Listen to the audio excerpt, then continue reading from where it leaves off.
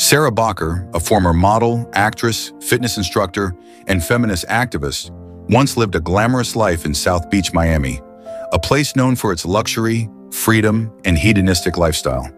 Like many other American girls, she was obsessed with beauty, fashion, and how to appear attractive in the public eye. However, beneath all the glitz and glamour surrounding her, Bokker began to feel an indescribable emptiness.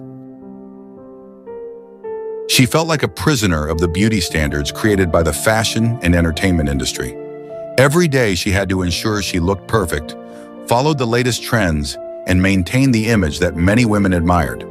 However, the more she tried to meet those standards, the more trapped she felt. Eventually, Bokker began searching for the meaning of life beyond the glamorous world that had confined her. Her search led her to various spiritual practices, meditation, and the exploration of different religions.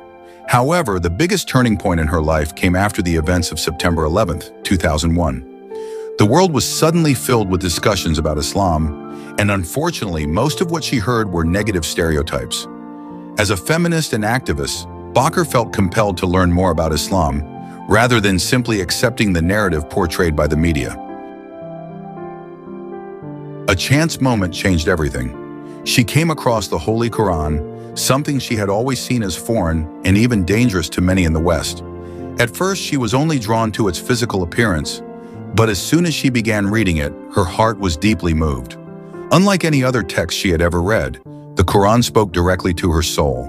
She felt as if it had been written specifically for her, providing answers to the questions that had long haunted her. Her spiritual journey did not stop there. Bokker eventually decided to embrace Islam, finding the peace she had been searching for. She recited the Shahada and began living as a Muslim woman. Shortly after, she married a Muslim man who supported her new path. One of the biggest steps she took after becoming a Muslim woman was wearing the hijab. That day was a historic moment for her. She bought a graceful long dress and a headscarf, then walked through the same streets where she had once strolled in revealing clothing, bikinis, shorts, or fashionable work attire. But this time she felt different. For the first time, she truly felt like a free woman. Bokker's journey to Islam did not stop at the hijab. She began considering wearing the niqab, face veil. At first, she asked her husband whether it was obligatory in Islam, and he explained that niqab was not a requirement. However, a year and a half later, Bokker felt that wearing the niqab was a calling from her heart. She wanted to do it for the sake of Allah and for her own inner peace. When she finally wore the niqab, the outside world's reactions were mixed. The media buzzed with debates about the face veil, with many politicians and human rights activists labeling it as a form of oppression against women.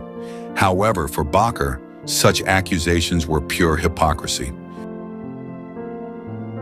She observed how the world loudly defended women's rights to dress minimally and freely, but denied their right to cover themselves if they chose to. She felt that true feminism should grant women the freedom to choose, not just the kind of freedom defined by Western culture. "I remain a feminist," Bokker said, "but a Muslim feminist who calls on other Muslim women to fulfill their responsibilities as wives, mothers, and individuals with values. I want to see Muslim women strong in their faith, raising their children to be righteous Muslims and spreading goodness in the world." Currently, Sara Bokker is active as the communications director at the March for Justice, the assistant founder of the Global Sisters Network, and a producer at the same organization.